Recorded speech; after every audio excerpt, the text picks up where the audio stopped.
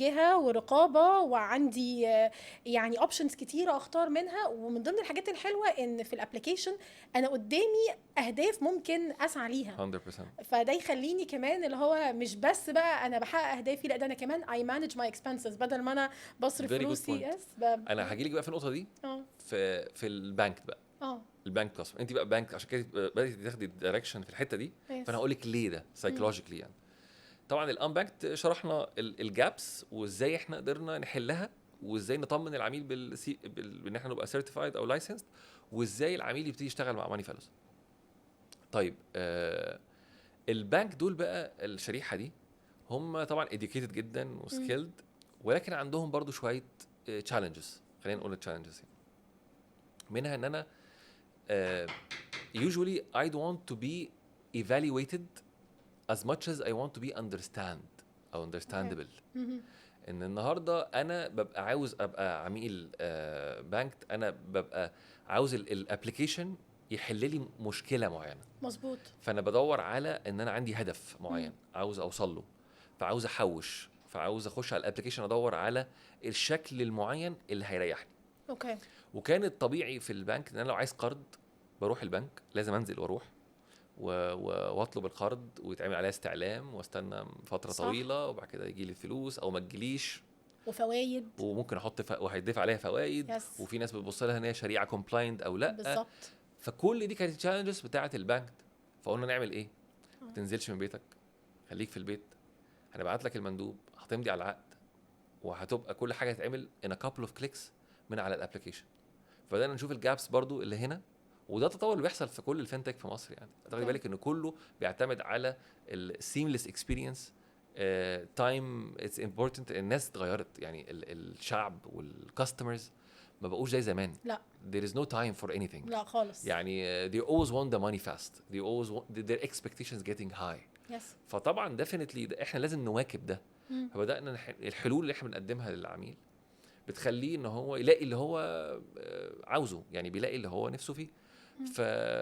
ويوجوالي احنا مع البنوك بنكمل بعض، يعني احنا مش في كومبيتيشن مع البنوك، ولكن احنا بنبقى بنحاول نساعد العملاء اللي هي بالكاتيجوري ده، بالكرايتيريا دي، اللي هي عايزه الفلوس بالشكل ده، او عميل عاوز يسيف اماونت، عاوز يحوش، هو مش مزنوق، هو ده عاوز يحوش فلوس لفتره معينه، هو واخد على الجمعيه، بس هو شايف ان الجمعيه التقليديه تعباه شويه، فانا عايز حل يكون شبه البنك بس ثرو الجمعيه اللي هو يعرفها، تمام. فبيخش على الابلكيشن، فده اللي بيلاقي اللي هو عاوزه. بنختلف شويه برضو عن الفinTech في مصر، وانا اتكلم بقى في الفinTech في مصر، ان احنا هو الفinTech في مصر يعني عباره عن ماني فالوز، BNPL companies كترت قوي الفترة دي. كترت جدا، اه وبيمنت جيت واي سولوشنز، اللي هو بتدفع عن طريق مثلا باي موب، فاليو، فوري، الحاجات دي. انا بشوف شويه ان طبعا مهم جدا في حلول زي دي للعميل، ان هو يبقى عنده BNPL سولوشن، هو اتزنق، وطبعا ده بيزيد بالوقت، لان طبعا معدل الانفليشن اللي بيحصل والتضخم، التضخم ده بيأثر جدا على القوه الشرائيه، فبيخلي العملاء على طول لو هم بيحتاجوا حاجات اساسيه مش بيعرفوا يجيبوها. صح.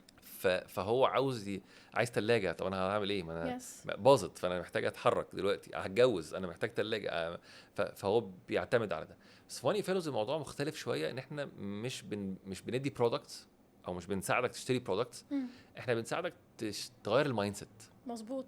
ان انت تبقى بلانر، ان انت النهارده ما تبقاش على طول مزنوق، ما تيجي نحوش مع بعض، صح. ما تيجي نفكر لبكره، لان برضو زنقه مش حلوه لا يعني. مش حلوة خالص. انا ممكن اقعد اشتري، وفجاه الاقي نفسي عليها مديونيه كبيره جدا، انا ما عنديش اللي يغطيها. لو انا بقبض 1000 جنيه النهارده، ممكن بعد فتره انا الحاجات بقت اغلى، فالقوه الشرائيه بتاعتي هتبقى صعبه، فانا مش هعرف ادفع اقساطي، فهيحصل مشكله بقى اكبر من ده. بالظبط. فطبعا مهمتنا احنا كاوبجكتيف لينا ان احنا نبقى عندنا حاجه اسمها فاينانشال ادفايزري ابلكيشن، ان احنا بنساعد المواطن او العميل ان هو يحدد هدفه، يبلان لهدفه، يفكر فيه. انت عاوز تجوز بنتك في فتره معينه، فانت يلا خش جمعيه عشان تعرف تعمل ده. بالظبط. انت عايز تروح عمره، يلا قبلها بسنه جهز نفسك. بالظبط. انت عاوز تدرس، عايز تعمل كورس، فتعالى خش جمعيه في الشهر فلاني وخش الكورس ده. بلس بقى ان احنا بدأنا نعمل حاجات تانية جوه الجمعيه جوه ماني فيلوز. يعني احنا عندنا كارد بتاعنا دلوقتي بيتيح لك دلوقتي ان انت ممكن تروح تشتري اللي انت عاوزه ثرو الميرشنت عن بطريقه الجمعيه. فانت تخش معاك الجمعيه ما يجي ميعاد القبض بتروح تشتريها من الميرشنت بديسكاونت. لا ثانيه نقف هنا، يعني انا دلوقتي كمان بقى معايا كارت ماني اقدر فيلوز اروح بيه لاي فندر، واول ما يجي خلاص اللي هو ميعاد استحقاقي بقى ان انا اخد الفلوس بتاعتي تاخدها من الفندر اللي انت ده اللي انت تحفة. تختاره، ده تحفه. بيتك او اي آه. فندر انت نفسك فيه، وتشتري منه اللي انت عاوزه وتاخد البرودكت بديسكاونت ديل بارتنرنج شيب مع الميرشنت. وده طبعا بيبقى بالنسبه للعميل افضل، لان انا عاوز ان انا مش عاوز برضو ان انا عايز ابقى مركز قدام انا هيحصل ايه في المستقبل، فانا هحافظ. او بلس ان انت عندك بقى انت شكل الجمعيه نفسه هو مكون من 10 افراد.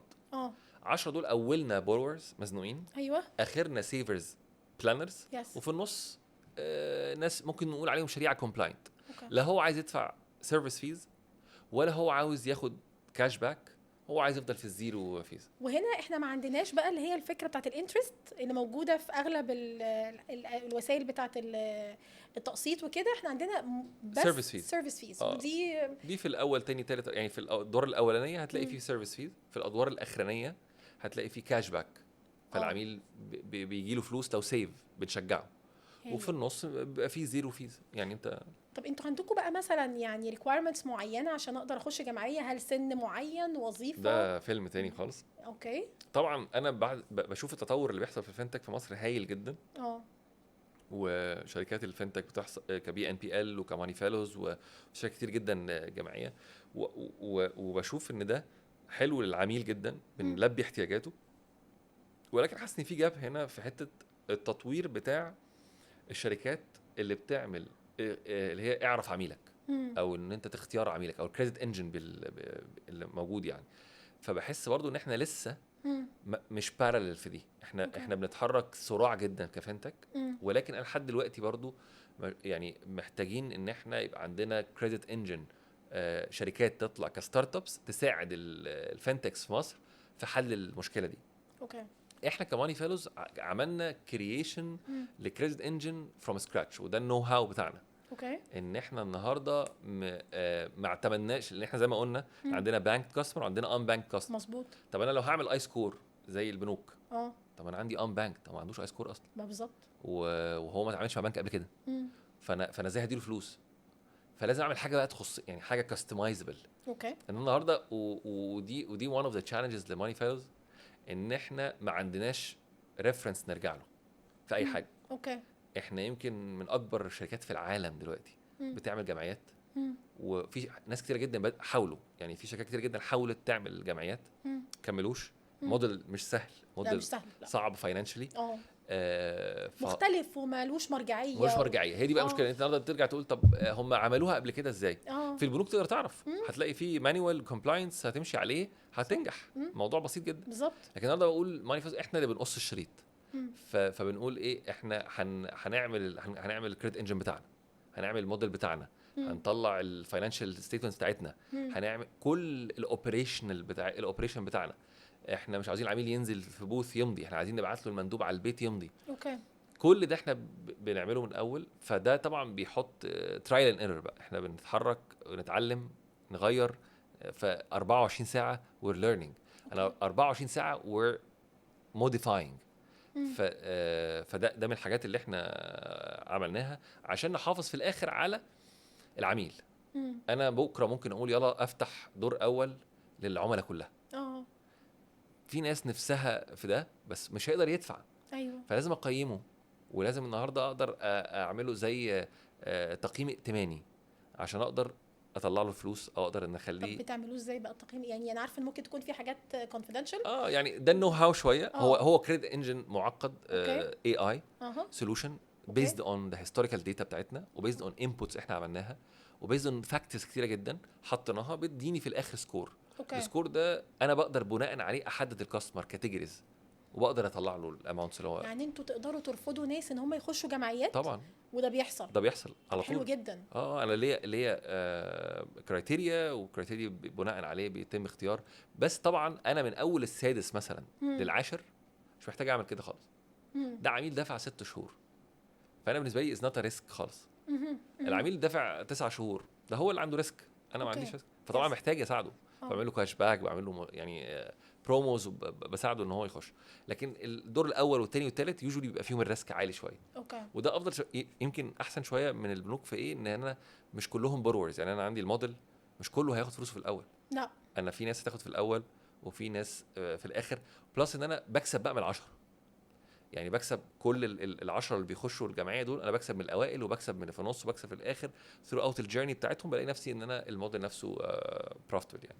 طب عايز اسالك سؤال، هل يعني واجهتوا قبل كده ان في عملاء متعثرين مش قادرين يدفعوا؟ طبعا أوكي. بيحصل كتير جدا ان في عملاء متعثرين. بيحصل الكولكشن سايكل بتاعتنا زي بقيه البي ان بي ال، بيحصل كولكشن عليهم، وفي الاخر بنعمل اللي هو يعني جدولة او إن بيحصل ده، او بيدفع immediately، او بنلجأ بقى القرارات اللي هي الاجراءات زي البنوك. احنا دلوقتي يعني تحت البنك المركزي، فاحنا بنحط الاجراءات بتاعتنا كبنوك. ممكن يحصل قواضي، ممكن قضيه، حاجات زي دي عشان العمليه يدفع. طب لو حد متعثر وفي سايكل، هل بقى ده هيأثر على بقيه المجموعه خالص بقى. ده بقى الميزه بقى. دي الحلول بقى اللي احنا أيوة. عملناها أوكي. النهارده. اللي كان خايف يخش مع العشرة عشان هو مش عارفهم اصلا، بالظبط. فاحنا حلينا له ده، قلنا له يعني ريح دماغك خالص، احنا اللي شايلين الريسك ده.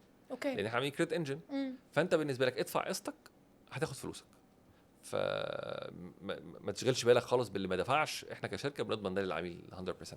تمام. وازاي بقى بدفع القسط بتاعي او بدفع دوري في الجمعيه؟ من البيت وانت قاعد بتدخل يعني الجمعيه من البيت، وتقبض من البيت وتدفع من البيت. يعني مفيش بقى جو صاحبتي اللي بتروح تلف على مفيش الناس واللي الكلام ما ده ردش خالص. على التليفون وقفل تليفونه والجو ده. خلاص احنا بندفع اي وسيله دفع الكتروني تدفع، واي وسيله قبض الكتروني تقبض عليه، حساب بنكي، محفظه، بريبيد كارد، اي نوع من انواع الفنتك سولوشنز اللي موجوده في مصر. انا اقدر. احنا طبعا ايكو سيستم كلنا مع بعض. اوكي. احنا بنشتغل مع بعض كشركات فنتك في مصر، بنساعد بعض عشان العميل.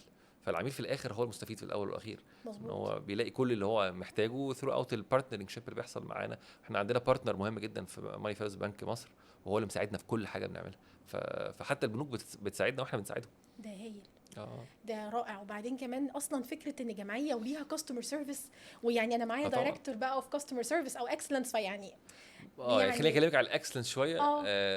احنا الاكسلنس مينلي بنركز في 3 حاجات: انوفيشن، اوكي، وجفرنس، وكونتينيوس امبروفمنت في الشركه.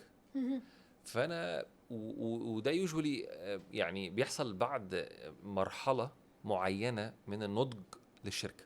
يعني ما ينفعش الشركه مثلا صغيره، ستارت اب صغيره جدا، ونبتدي نكلمها في governance و continuous improvement و process improvement ومانيوالز وكومبلاينس. هو لسه في الاول اصلا الفكره بتشوف هتنفع ولا لا. صح.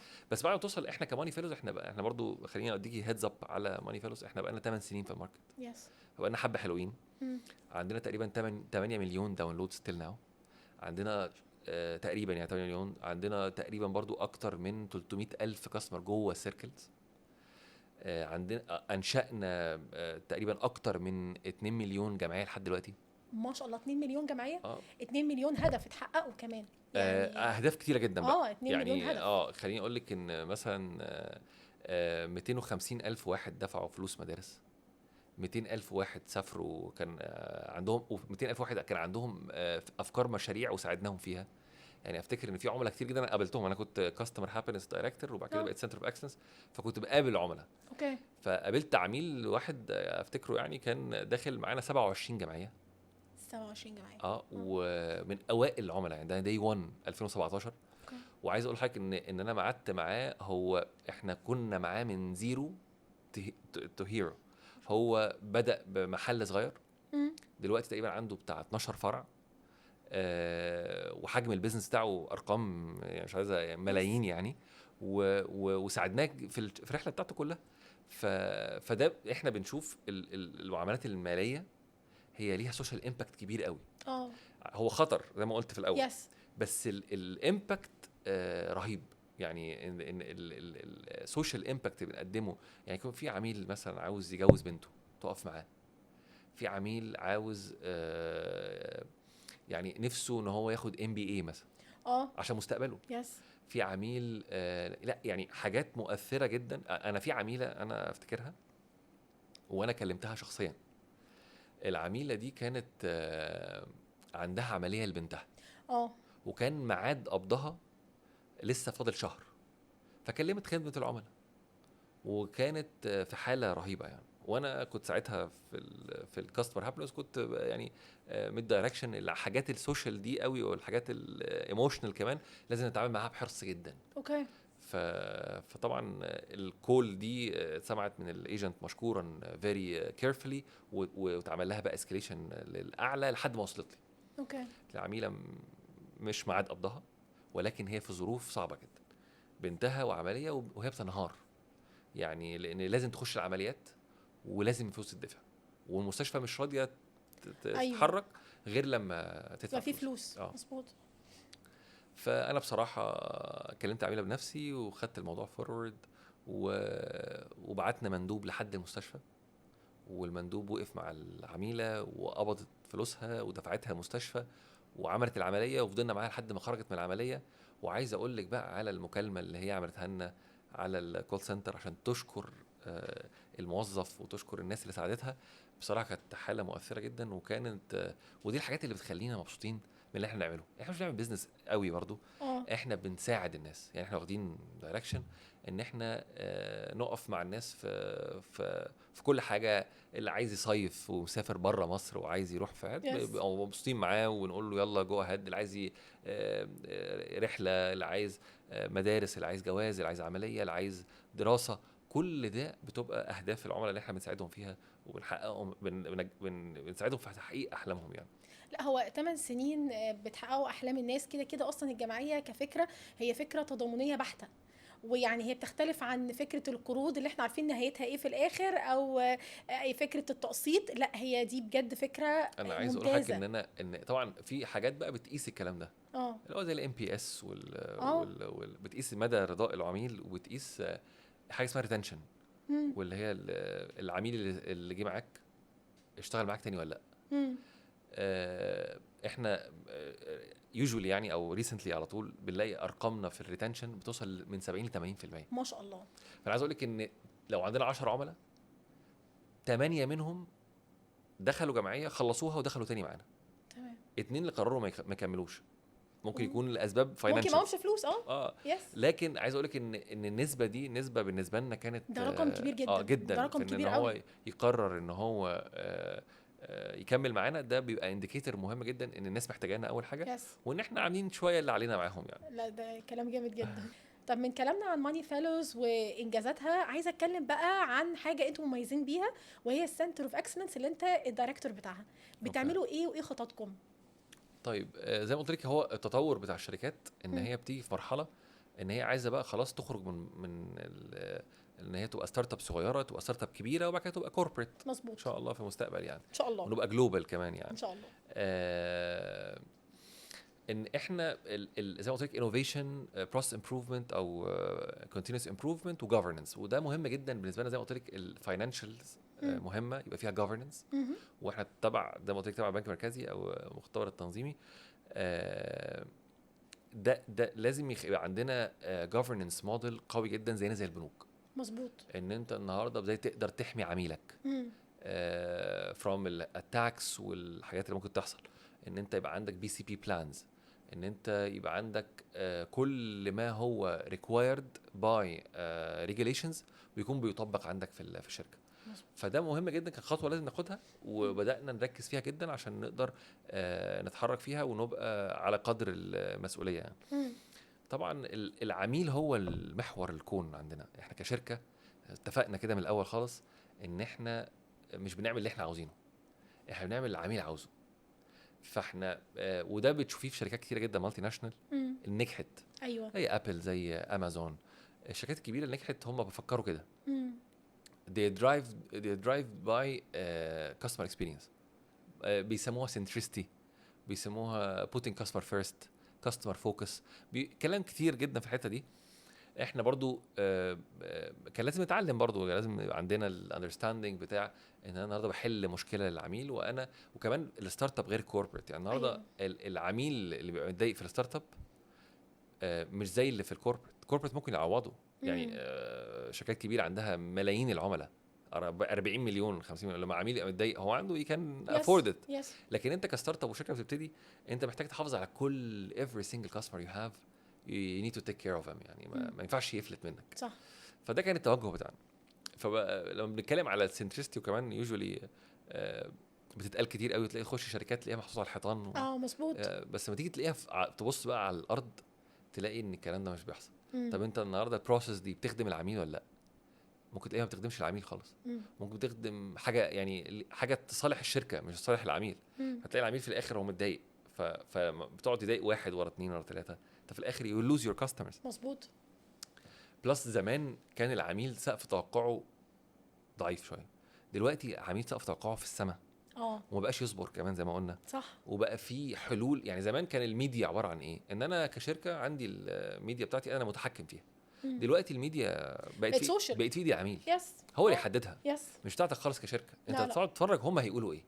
وده كان مهم جدا احنا ننتبه ليه، وبدل انت هتنزل بقى ديجيتال وابلكيشن وهتروح لهم في ملعبهم، فمحتاج تبقى بالقدر ده بالقوه دي.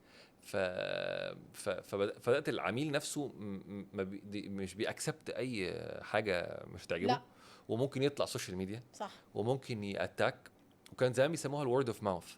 دلوقتي الورد اوف ماوث اللي هو بتاع اللابتوب. انا ممكن اضع كانوا في سنه 2000 كانوا بيقولوا ان كل سنجل ديتراكتور او كاستمر نوت هابي بيأثر في 1000 عميل. I think دلوقتي في 100,000 عميل. ايوه مظبوط. ولو في بقى لا قدر الله انفلونسر يعني تضامن مع المشكله وعمل لك كامبين صعبه، دي تعمل مشكله كبيره جدا للشركه، سبيشالي لو ستارت اب. صح. فانت سمعتك دي اهم حاجه، وسمعتك مبنيه على ادائك مع العميل والعملاء بتقول عليك في الماركت. فالاكسلنس هنا مهم جدا، ان هو يطمن ان الريبيوتيشن بتاعت الشركه كويسه، ان الريتنشن عالي، ان الريفيوز بتاع الاب ريفيوز كويسه، ان حتى وخلي بالك هو العميل برضو مش متوقع ان انت مش تغلط. هو عارف ان انت ستارت اب وعارف ان انت لسه في الاول، وحتى في الكوربريت بيبقى عارف ان الشركه دي هتغلط، بس هو بيبقى مستني يعرف هو الشركه هتعمل معايا ايه، هيسمعوني ولا لا، وبعد ما يسمعوني هيتفهموا مشكلتي ولا لا، وبعد ما يتفهموا هيحلوها اصلا ولا لا، وهل هيحصل تاني ولا لا. فكل دي اجراءات جوه الشركه لازم تبقى موجوده. وزي ما بيقولوا انا كنت بشتغل كونسلتنت في شركات كتيره جدا، واخش شركات الاقي طب يا جماعه فين قسم الشكاوي في الشركات؟ ندور ما فيش صوت بقى خلاص، ما لاقيش. طب يا جماعه العميل اللي بيبقى عايز يشتكي بيروح فين؟ يشتكي ربنا. يعني الشكوى لغير الله مذله بالظبط. فتلاقي العميل يعني بيبقى وخلي بالك هو مين اللي بيشتكي؟ مش كل العملاء بيشتكي. يعني كان في دراسه اتعملت ان يمكن لو في 10 عملاء في 2 بس بيشتكوا و8 بيمشوا. هو اصلا ما بيشتكيش، هو شايف ان هو ما يستاهلوش زي ما بيقولوا. اوكي. مش هم قرفوني، انا اصلا هم ما يستاهلوش ان انا اشتكيهم اصلا.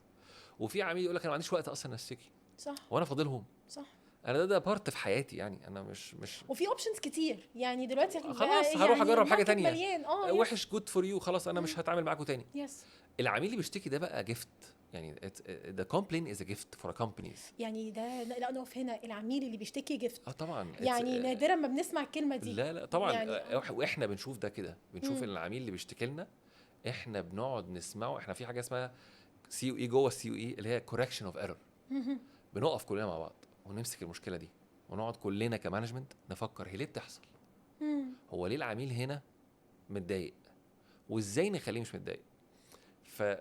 فده بيخلي زي ما قلت لك الريتنشن يعلى، فيخليني ان الجروث بتاعي يكبر. لو انا النهارده عمال اجيب عملاء جداد وعمال اخرج القدام، فدي تعمل لي مشكله. لكن لو انا بحافظ على القديم وبجيب جديد، ما ده هيكبرني كشركه. مظبوط. فكبي ان ال الدنيا هتختلف. صح. وخلي بالك زمان كان اليوجوالي كان بيحصل، كان السي او بيقعد مع السي اف او يتفقوا على البلان، يحطوا البي ان ال والميزانيه بالانس شيت والكاش فلو ويعيشوا حياتهم، وكان يجيبوا الكوميرشال يقولوا ده التارجت بتاعك روح بيع وخلاص. بدأنا نقول لا يا جماعه دي واحده، يعني في فين واحد بقى الكاستمر في ده؟ واحد بقى هيلم ورا الناس دي كلها. ايوه الكاستمر فين بالليله دي؟ ولازم يتدخل في الموضوع، ولازم يبقى فاهم ايه اللي هيتباع، مم. وهيتباع لمين، وهيعمل ايه لو حصل مشكله، وازاي نتوقع ان ممكن مشكله تحصل. وخلي بالك ان يعني الكاستمر هنا هو اللي بيحاسب بقى على الغلطات دي. ففي امازون فور اكزامبل هم بيقعدوا كمانجمنت ويحطوا كرسي فاضي ويحطوا عليه لوجو كاستمر، بيكتبوا كده أوكي. كاستمر، عشان هم بيتفقوا على حاجه، يبقوا عارفين ان في واحد كاستمر هيبقى سامع اللي بيقولوه، وهيبقى يا اما معترض يا اما موافق على اللي هم بيعملوه، اوكي. فيتيك هيم انتو كونسيدريشن. فما اروحش بعمل بروسس وتبوظ فارجع احلها وويست تايم وويست عملاء وابتدي انهانس. فانا من الاول ابقى دايركتد باي كاستمر اكسبيرينس.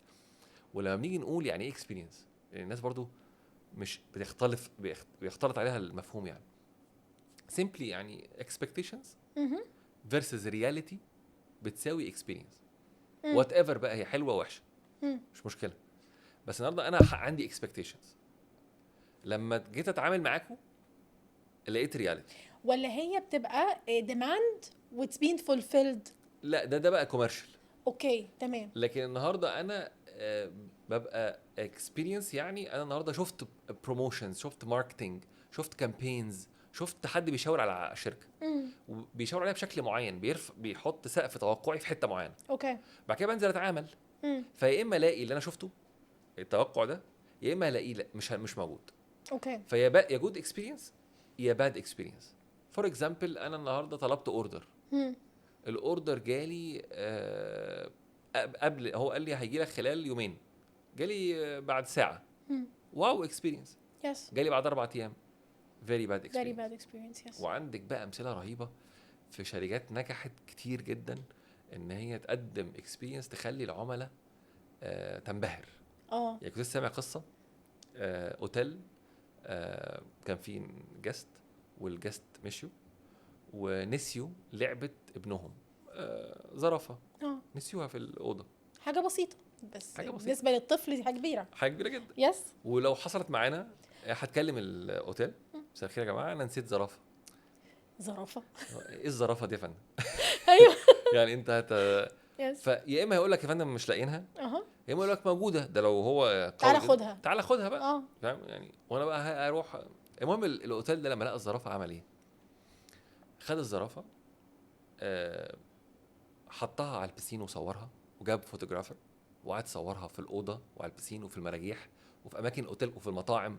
قعد يعمل بورتفوليو عن الزرافه، وحط كل الصور دي في باكج وبعتها للكاستمر. وقال له انتوا نسيتوا الزرافه، بس الزرافه باصت عندنا جدا وعملت كل الاكتيفيتي دي. لا ده مش بس كاستمر سنتريسيتي بقى، ده كمان حته ماركتنج. عايز اقول لك الولد لما الطفل ده لما جات له الزرافه بتاعته اللي هو كان بيعيط عليها ايوه في الشكل ده، هو كان في قمه سعادته. والناس دي بقت لويال بقى للبراند، بقت يعني بتعشق هذا الاوتيل وما بيسافروش غير فيه. اوكي. فده فكر ان الناس النهارده ازاي تفكر في اسعاد العميل.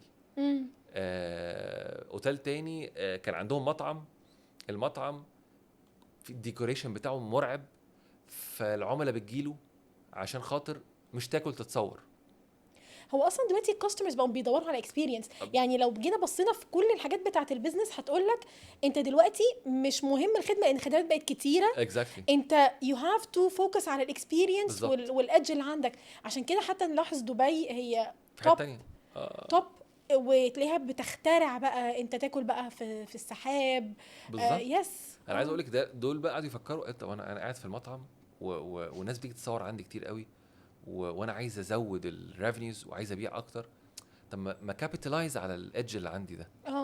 فراحوا الجرسونات كلهم بدلوهم، يعني هم خدوهم مش بدلوهم اكشلي، وراحوا ادوهم كورس فوتوغرافر وعلموهم يعني تو بي ا بروفيشنال فوتوغرافرز، وخدوهم رجعوهم تاني المطعم.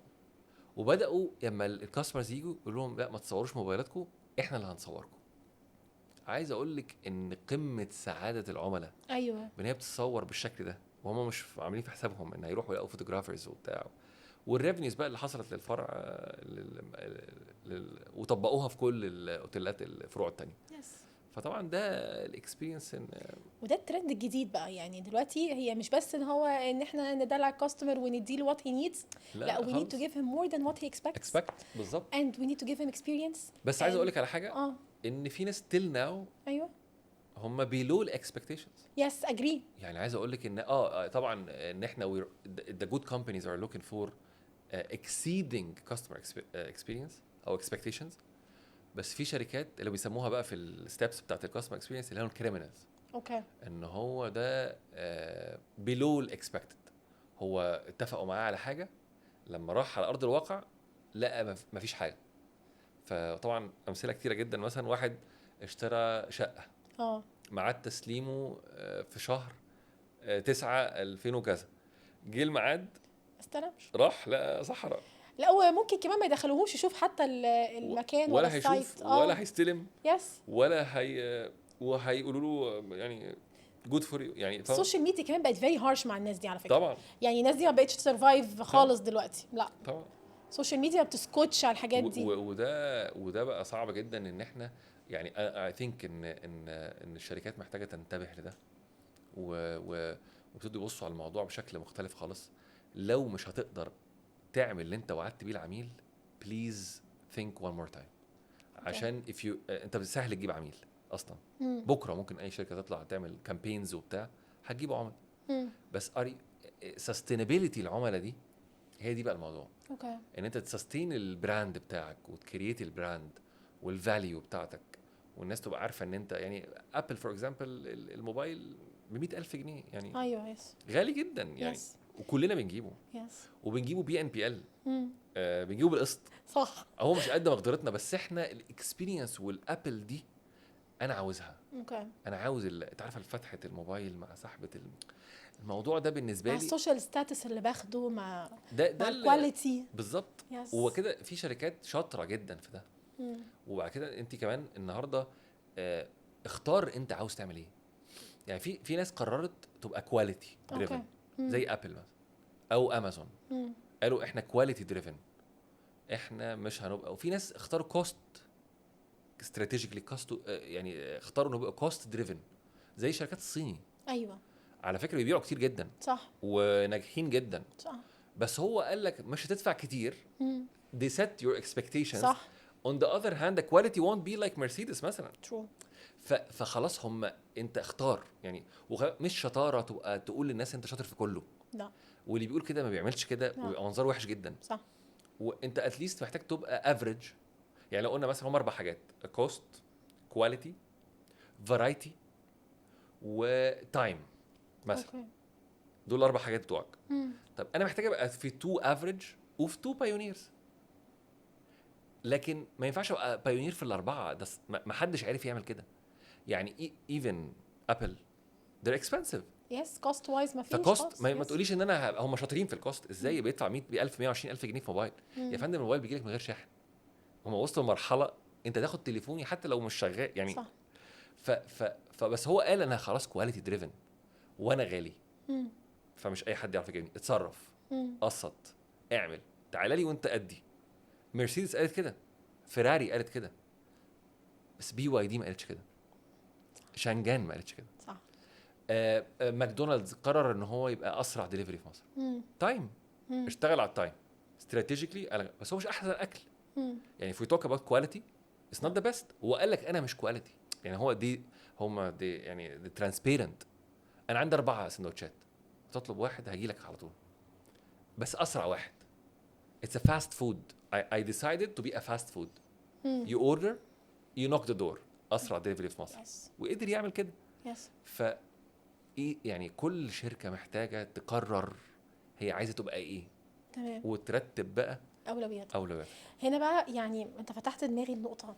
دلوقتي احنا شايفين لوكال براندز كتيره. انا عارفه الموضوع ممكن يكون مختلف شويه. لا بس مهم جدا. دي انا ببسط جدا من ده اصلا. اللوكال براندز دول ببسط منهم جدا. يس. بس انا عندي مشكله مع اللوكال براندز الصراحه. انا شايفه ان هم بقوا اوفر برايسد و they don't work بقى according للبيلرز اللي انت بتتكلم عليها دلوقتي. 100%. اللي هم بيحطوا الكاستمر فيرست وبيحطوا الكوست كده جزافا. هقول لك على حاجه يعني. احنا لازم نعذر الناس دي. يعني انا شايف وجهه نظري والله كتر خير الدنيا اصلا، لان هم عارفين يستستينوا في الظروف اللي احنا فيها. اجري، بس هم هيداسوا الفتره اللي جايه. 100% على فكره. هو اللي مش هيتعلم ما هو طبيعي. احنا كستارت اب مثلا Yes. في مصر، احنا كفنتك كلنا في مصر، ان كان فاليو ولا فوري ولا باي موب ولا باي تاب ولا يعني كل الشركات دي هم كلهم عملوا حاجات حلوه واخطاوا في حاجات، وده طبيعي كستارت اب. انت يو ليرن. حتى امازون في الاول من 30 سنه هم كانوا برضو بيغلطوا. ف however انت هتتعلم في قد ايه وهتصلح في قد ايه. هو ده بقى اللعبه، ان النهارده تبقى متاكد ان انت ممكن هيحصل مشكله بكره. احنا عندنا قاعده في الشركه بتقول واتس يعني nothing will stay the same. هننام النهارده هنصحى الصبح هنلاقي حاجه مختلفه في الشركه. هنلاقي العملاء طلبت حاجه جديده، هنلاقي الجراف بتاع حاجه اتعوج، كان ماشي كده وفجاه بقى كده. احنا this is our mentality ان احنا nothing will stay the same. ممكن كوربريت لا it will stay the same. انا اشتغلت 16 سنه كوربريت، يس فعارف الكوربريت سوليد اللي هتبات فيه هتصحى تلاقيه يس شويه حاجات بتعرف تحلها او بتتعامل معاها، ولكن مفيش حاجه very odd ممكن تحصل. الستارت اب عكس تماما. عشان كده بقول كنت يعني نفسي برضو اوجه رساله من المكان اللي انا فيه، ان لا لو انت، لان الفتره الاخيره الستارت ابس في مصر كتروا جدا. بس في فرق ما بين الستارت اب والسمول بزنس والسمول بزنسز. عشان بس الدنيا ما تطلع. خلينا نقول ان لو انا هتكلم على ستارت اب دلوقتي، انا النهارده الستارت اب اللي ظهرت في مصر كتيره جدا، ده حلو جدا ودي حاجه تشرف البلد بصراحه.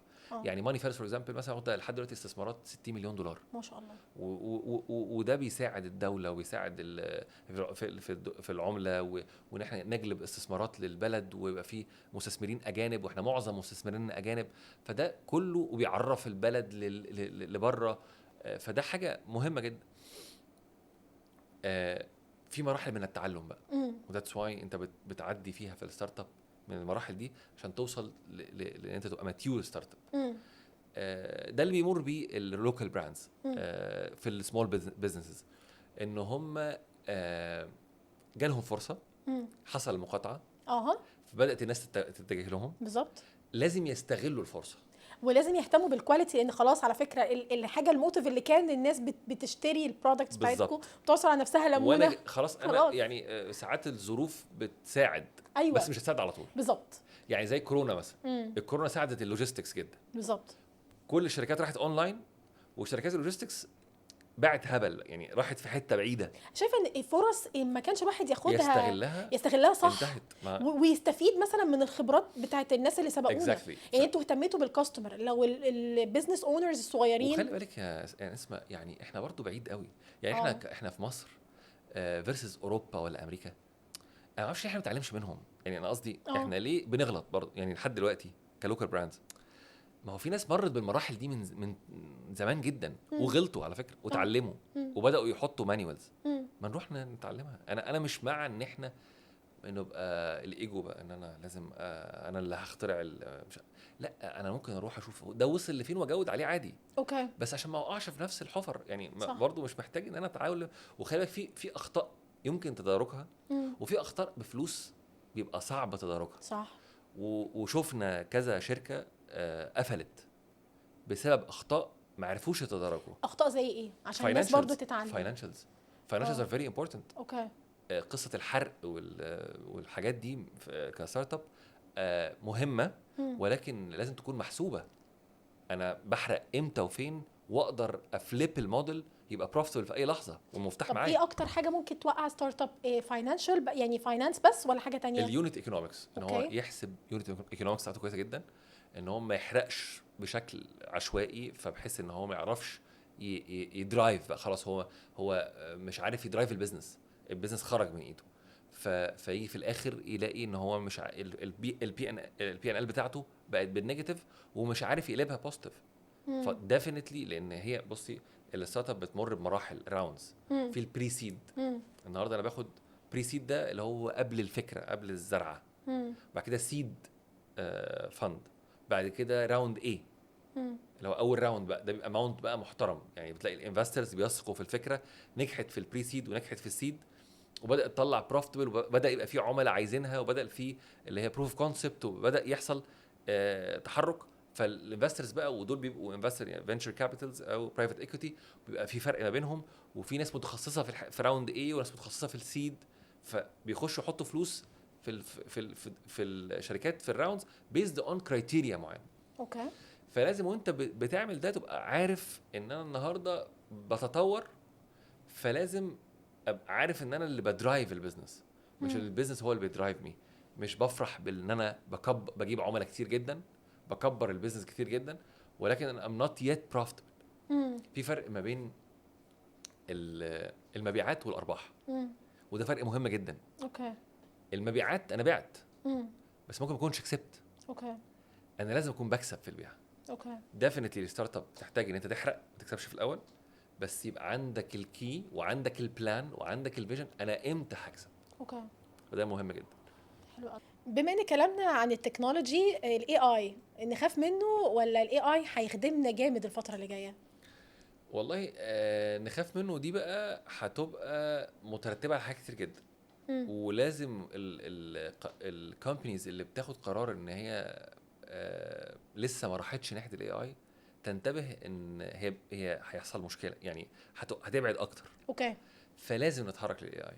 اوكي. والاي اي دلوقتي بقى بصراحه انا شايفه سولوشن كويس جدا لقطاعات كتيره جدا. صح. وبيساعد الشركه. يعني احنا مثلا في ماني فالوز الاي اي بالنسبه لنا ككريدت انجن مهم جدا. اوكي. فما نقدرش نستغنى عنه. يعني احنا بالنسبه لنا احنا تكنولوجي كومباني، فاحنا we're building our solution on an AI solution. فده that's very important. بلس ان احنا عندنا حاجه اسمها اوبكس. فالاوبكس ده كل ما بيكبر مع الشركه دي مشكله. اوكي. فاحنا لازم الشركه تكبر والاوبكس يقل. فلازم مصاريفنا تقل. يس. ولازم الشركه تكبر efficiently، ما تكبرش بدسامه. يعني لازم نظبط ادائنا بحيث ان احنا نبقى في الفاينانشال سيستم بتاعتنا بروفيتبل او اتليست بريك ايفن يعني. اوكي. فطبعا الاي اي مهم جدا وبيساعد الشركات كتير ان هي تكبر وتنضج وتكبر صحيا. انا بشوفها ان هو تكبر in a very healthy way. اوكي. طب ماني فالوز رايحه فين بقى دلوقتي؟ والله ماني فالوز زي ما قلت لك احنا دلوقتي بحجم اللي احنا بنعمله في مصر، يعني من العملاء احنا يعني من since inception يعني we're talking about 1.5 billion dollars حجم التداول اللي احنا اشتغلنا بيه. احنا هنروح بقى التوجه بتاعنا جدا ان احنا نروح بلاد تانية. فاحنا رايحين المغرب ان شاء الله. ما شاء الله. يا اما اخر السنه يا اما اول السنه الجديده ان شاء الله. وده البريباريشن، احنا خلاص في المرحله النهائيه والاخيره في ان احنا نروح المغرب وخلاص بنعمل التستنج بتاعنا يعني. وطبعا نتخرج من المختبر التنظيمي للبنك المركزي عشان نبقى 100% licensed وخلصنا الساند بوكس بتاعنا. فده مهم جدا. وان احنا بقى خلاص نبقى profitable financial solution startup قدرت ان هي تعمل success story في مصر، يقدر يبقى فيه مانيوال نديه لشركات جديده عايزه تنشأ في قطاع الفinTech او في قطاع الجامعات بشكل محدد، ونبقى احنا اللي ساعدناهم في ده يعني. فده اكتر حاجات توجه الشركه يعني ليه. تمام. الحقيقه ماني فالوز بالنسبه لي تجربه يعني فريده جدا مختلفه، انا مش شايفه زيها في الماركت. يعني يمكن في حاجات اتطورت كتير، يعني فوري وانستا باي تقريبا يعني قريبين من بعض. الابلكيشنز اللي بنقسط منها زي 7 وكده وفاليو معروفه، لكن ان انا الاقي حاجه تساعدني اخطط وانها تضمن لي حقي وان انا اقدر اخش في يعني سيركل كده واوفر فلوس، دي بصراحه فكره مختلفه جدا وملهاش مثيل في الماركت. وعايز اقول لك ان ده سر نجاح الشركه. يس. ان احنا العملاء حابه الفكره. يس. يعني انا في ناس بتخاف من اللي هي اخد قرض ففوايد، هنا ما فيش عندي حته الفوايد. فلا، هي بصراحه فكره ممتازه، وشايفه ان هي بتكمل على فكره التضامن اللي موجود في المجتمع اللي بدا من الاف السنين. صحيح. اللي احنا يعني بنفك بيه زنقاتنا. فثانك يو سو ماتش على الفكره العظيمه دي، ونتمنى انها تتطور ونشوفها في بلاد كتيره ان شاء الله. وبجد شكرا على الحلقه القيمه المميزه المختلفه جدا اللي عرفنا منها حاجات كتيره ليها علاقه بالكاستمرز وليها علاقه بالفinTech والاي اي. فشكرا ده جدا يا شرف ليا يا شهاب. نسمة والله، Thank you. بجد انا مبسوط جدا انا كنت معاكي، انا ويا مبسوطه رب جدا. يكون الحلقه خفيفه على الناس بس. والناس تتبسط يعني باللي احنا قلناه. دي كانت حلقتنا النهارده، بشكركم على مشاهدتكم. لو لسه معانا ما تنسوش تعملوا سبسكرايب وفولو، واشوفكم في الحلقه اللي جايه. باي باي.